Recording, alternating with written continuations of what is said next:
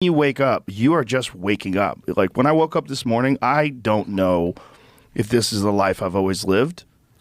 Right. I'm assuming it is because I have all these detailed memories of the past. I see my dog. He reacts the exact same way he always does.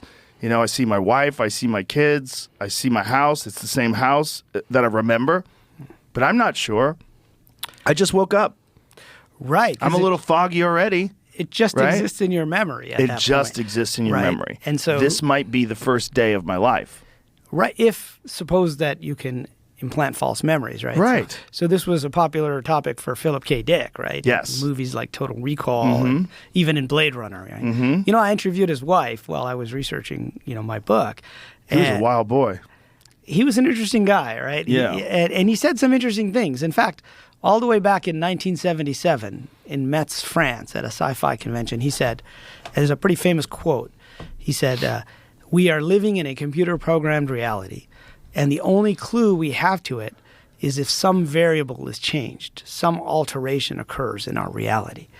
Right? And that's become kind of a famous quote in the simulation world. But if you listen to the rest of the quote, he says, well, we would basically rerun the same events and we would change some variables, right? And we would have a sense of deja vu, like maybe we've already done this, right? Maybe I've, talked to you before, right, in a different run of the simulation, right? And this idea, like after I wrote my first book on this topic, the simulation hypothesis, this idea wouldn't leave me that, well, if you can run one simulation, you can certainly run it multiple times. In fact, that's what we would do, right? If we were running a simulation of the weather, we wouldn't just run it once. We would run it multiple times. And if we were doing a simulation of whatever, right, pandemic, anything, name it, we would change the variables and we would go forward. And so, when I interviewed Tessa, Philip K. Dick's last wife, she said that he came to believe this was really happening, right? That someone was altering with our reality and they would change a few variables and rerun the simulation forward. So now we're getting pretty deep in the rabbit hole. So this is the topic of my second book, which is called The Simulated Multiverse. This idea that each of these timelines could be like a different run of the simulation itself. So that gets a little weird at that point, right? Because now we're saying that time isn't the same thing, right, that we think it is. So with the simulation hypothesis, we're saying that space doesn't really exist. It basically gets rendered for us like a video game.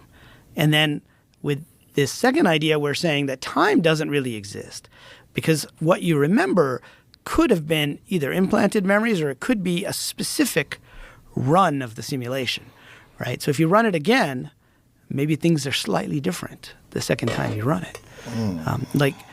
So Philip K. Dick came to believe that his novel, The Man in the High Castle, which was turned into a pretty cool series. I don't know if you've seen it.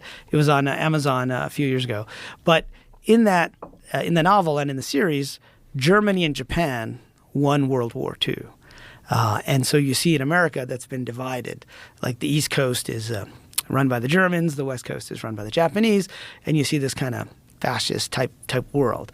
And so, he later came to believe that this actually happened, and somehow the simulators reran it again, and the current timeline is one that was allowed to go forward, like, further forward than where that one might have ended.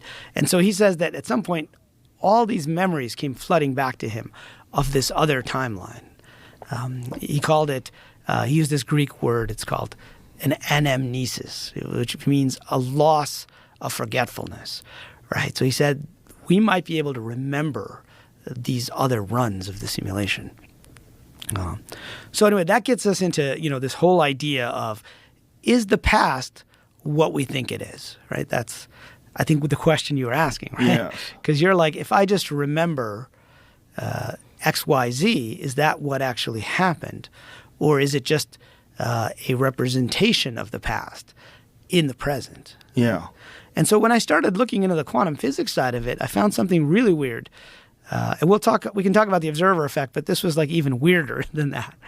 And it was something proposed by John Wheeler, who was at Princeton with Einstein, and he was a bit younger than Niels Bohr and Einstein and all these kind of forefathers of quantum mechanics.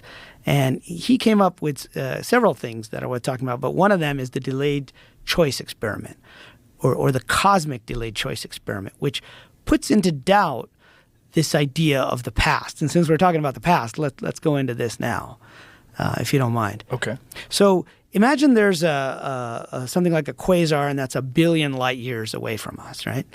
And the light is coming from that quasar to here, so it's going to take 1 billion years to get here because it's 1 billion light years away.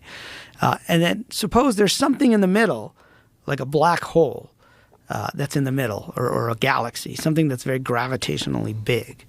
And so suppose the light has to go to the left or to the right of that object. And suppose that object is like 1 million light years away from us. So it's a lot closer, but it's still 1 million light years away. So the decision about when the light goes to the left or to the right would have to be made when, right? It would have to be made in the past, about 1 million years ago, because it takes light from that, let's say it's a black hole. It's 1 million light years away, so it takes 1 million years for the light to reach Earth. And we can measure whether it went to the left or to the right. Well, it turns out that decision is in the past, as we think of it, but what the delayed choice experiment tells us is that that decision is made now when we measure that light. Right? When the little telescopes, suppose we have 2 telescopes, one picks up on the left, one picks up on the right, and it's when we do the measurement. And until we do that measurement, both of those possibilities still exist. So we have these 2 possible pasts. 1 million years ago, right? The light went to the left or to the right. But which one happened